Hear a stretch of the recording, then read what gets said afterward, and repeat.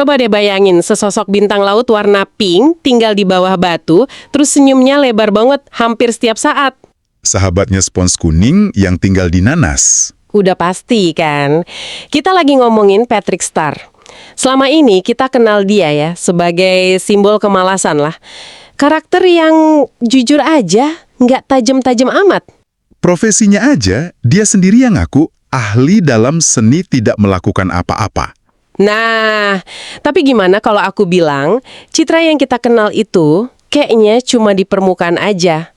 Hari ini kita bakal lihat karakter ini dari sudut pandang yang bener-bener beda dan mungkin mengejutkan. Dan disitulah letak paradoksnya yang menarik banget. Karena kalau kita perhatiin bener-bener ya, di antara semua momen konyolnya itu, Patrick tuh sering banget nunjukin kilasan jenius. Jenius? Iya, jenius. Kadang-kadang cemerlang malah. Ada momen dia ngucapin kalimat yang filosofisnya dalam banget. Beberapa detik kemudian nanya mayones di mana. Iya juga ya. Atau tiba-tiba dia ngerti konsep yang rumit yang bikin karakter lain bengong. Kayak percikan api di tengah gelap gitu.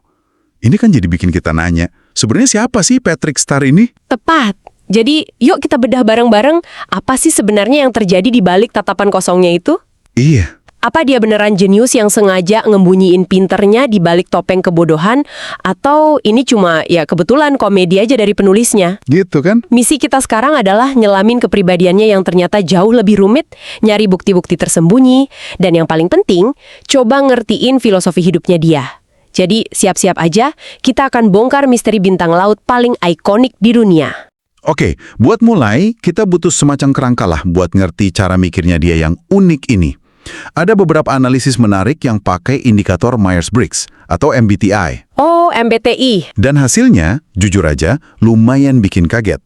Berdasarkan pola perilakunya yang konsisten, Patrick Star itu sering diklasifikasiin sebagai seorang INTP. Tunggu, INTP. Serius? Buat yang mungkin belum familiar, tipe ini kan sering dapat julukan The Logician atau sang pemikir kan? Betul sekali. Ini tipe kepribadian yang kita asosiasiin sama para jenius.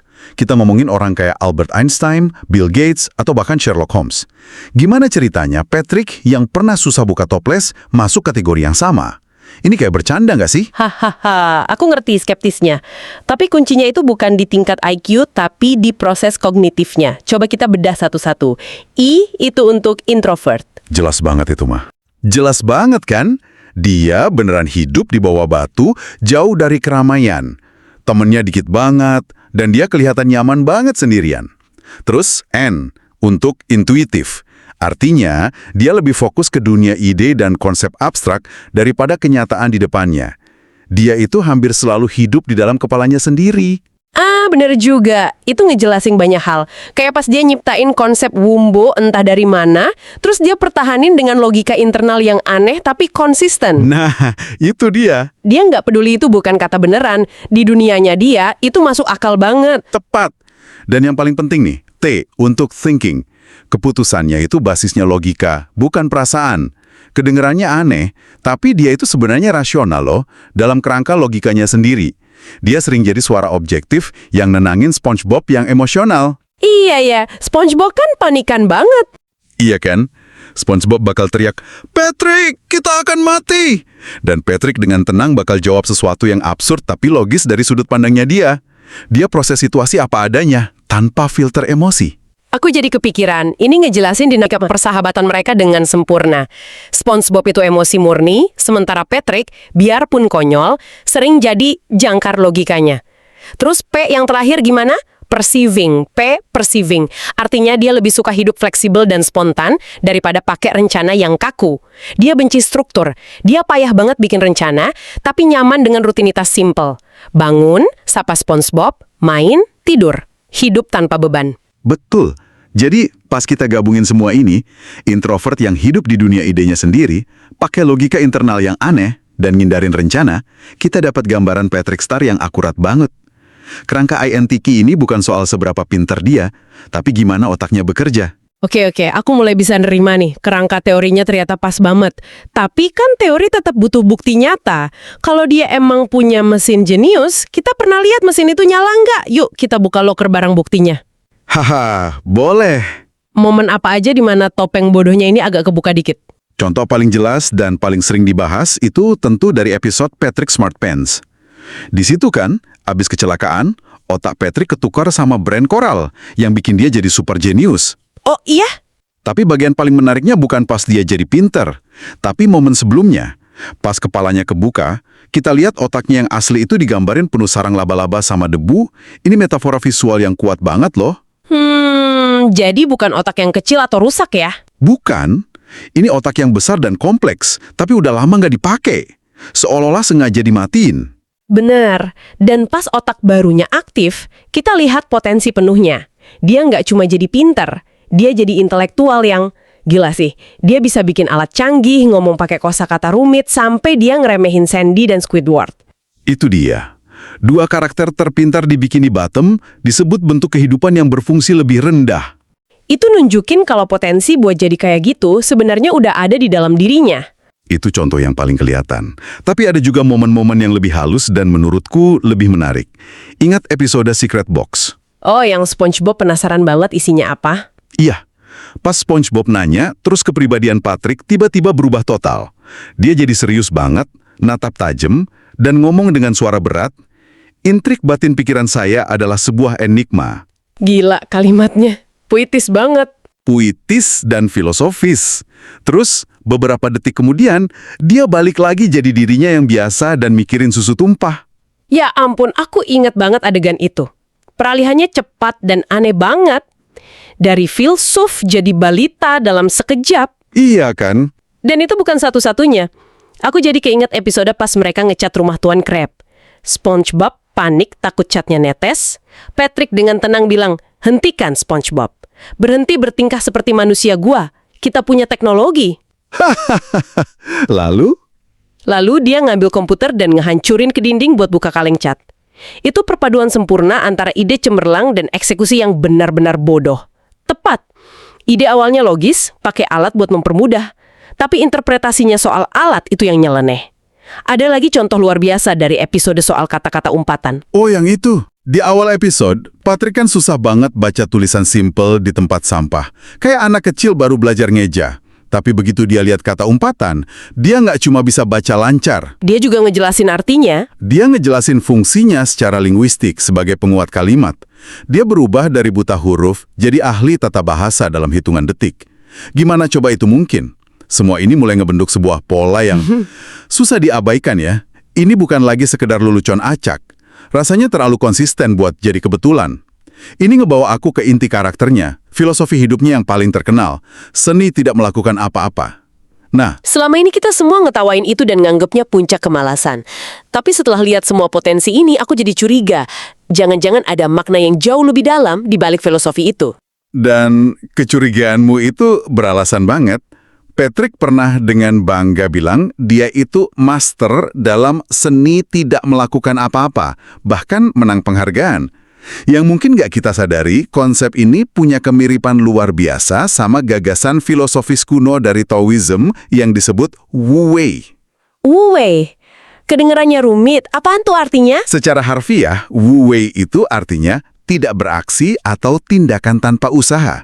Tapi ini sama sekali bukan soal malas-malesan, justru sebaliknya. Oh, oke. Wu Wei itu praktik buat mencapai kondisi di mana tindakan kita itu selaras banget sama aliran alam semesta. Jadi rasanya nggak pakai usaha. Ini soal ngelepasin ego buat terus-terusan ngontrol dan maksa. Dengan tidak melakukan apa-apa, dalam arti nggak memaksakan kehendak, kita justru jadi lebih efektif. Aku coba ngertiin, tapi jujur aja ini masih kedengeran kayak pembenaran intelektual buat males-malesan gak sih? Maksudku, di dunia nyata kalau kita cuma duduk dan gak ngapa-ngapain, masalah gak bakal selesai kan? Pertanyaan bagus banget. Dan jawabannya bisa kita temuin dengan ngebandingin Patrick sama karakter lain. Squidward. Squidward. Squidward itu antitesis dari Wu Wei. Dia itu perwujudan dari usaha yang dipaksakan. Dia terus-terusan berjuang, latihan klarinet keras-keras, ngelukis dengan ambisius, nyoba ngontrol lingkungannya biar dia bahagia. Hasilnya apa? Dia karakter paling stres dan paling gak bahagia di seluruh Bikini Bottom. Kena kan? Wow, perbandingan itu kena banget. Squidward selalu berusaha keras dan selalu gagal. Sementara Patrick, dia nggak berusaha sama sekali. Dia nerima dunia apa adanya. Dia cuma tiduran di bawah batunya, ngebiarin pikirannya ngembara. Dan dalam keadaan tanpa tekanan itulah, kreativitas dan solusi sering muncul tiba-tiba. Masuk akal. Meditasi modern dan riset neuroscience pun dukung ini loh. Pas kita kasih otak kita istirahat, pas kita nggak ngapa-ngapain, jaringan mode default di otak kita jadi aktif, yang erat kaitannya sama kreativitas dan pemecahan masalah yang inovatif. Jadi, pas Patrick cuma tiduran, dia mungkin lagi ngelakuin latihan mental yang sangat kuat tanpa sadar. Jadi semuanya mulai nyambung sekarang. Kita punya karakter dengan kerangka pikir INTP yang nunjukin kilasan jenius yang konsisten dan ngejalanin filosofi hidup yang ternyata didukung sains modern. Betul, ini ngebawa kita balik ke pertanyaan awal, tapi dengan bobot yang lebih berat. Apa dia emang bodoh, atau dia secara sadar memilih untuk jadi kayak gitu? Semua bukti kuat banget mengarah ke gagasan bahwa ini adalah sebuah pilihan sadar. Coba kita balik lagi ke episode Patrick Smartpants buat terakhir kalinya. Oke. Setelah dia jadi jenius, dia bahagia nggak? Sama sekali nggak. Dia kelihatan menderita banget. Dia nggak bisa lagi nikmatin nangkep ubur-ubur. Persahabatannya sama SpongeBob jadi renggang, canggung, karena mereka nggak bisa nyambung lagi di level yang sama. Dia ngerasa terisolasi oleh kecerdasannya sendiri? Tepat. Benar juga, di akhir episode, dia secara aktif berusaha buat balik jadi bodoh. Dia sadar kalau jadi jenius itu ngebuat dia kehilangan hal yang paling berharga, kesenangan sederhana, dan persahabatannya sama SpongeBob. Iya. Baginya, jadi bodoh jauh lebih baik karena dia bisa bahagia dan sama sahabatnya. Tepat sekali. Dan pilihan yang dia buat itu, meskipun mungkin kedengeran gila buat kita yang hidup di masyarakat yang ngagungin kecerdasan, sebenarnya itu tindakan paling jenius dari semuanya. Patrick ngerti sesuatu yang fundamental yang sering kita lupain. Kecerdasan itu cuma alat, bukan tujuan akhir. Bukan tujuan akhir.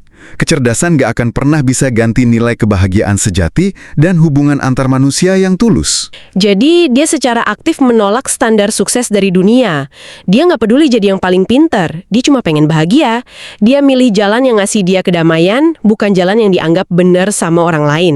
Ini bukan lagi cerita jenius yang tersembunyi ya. Ini cerita tentang jenius yang sengaja dikorbankan demi sesuatu yang lebih besar. Dalam banget. Kita nggak harus terus-terusan lari dan ngebuktiin diri cuma karena dunia nuntut gitu. Kadang, kebijaksanaan tertinggi itu ditemuin dalam ketenangan, kesederhanaan, dan keberanian jadi diri sendiri. Jadi, apa artinya semua ini? Kita mulai obrolan ini dengan gambaran Patrick Star, sahabat SpongeBob yang ya bodoh dan pemalas. Tapi setelah kita gali lebih dalam, kita nemuin karakter dengan lapisan-lapisan yang nggak terduga. Banyak banget lapisannya. Kita nemu analisis kepribadiannya sebagai INTP, tipe yang sama kayak para jenius. Kita ingat lagi momen-momen kegeniusannya yang aneh, kayak pas dia bilang, intrik batin pikiran saya adalah sebuah enigma. Ikonik banget itu. Dan kita nyambungin filosofi seni tidak melakukan apa-apanya dia dengan konsep Taoisme Wu Wei, sebuah praktik mendalam tentang kesadaran, ketenangan, dan kreativitas. Dan gagasan paling kuat yang muncul dari semua ini menurutku adalah tentang kekuatan sebuah pilihan. Sangat mungkin Patrick adalah seorang jenius yang secara sadar memilih untuk hidup sederhana. Kenapa? Karena jadi jenius seperti yang kita lihat, bikin dia nggak bahagia dan terasing dari sahabatnya. Kesimpulannya kuat banget ya. Jelas banget. Bagi Patrick, kecerdasan itu bukan segalanya. Kebahagiaan, persahabatan, kedamaian batin, itu jauh lebih penting.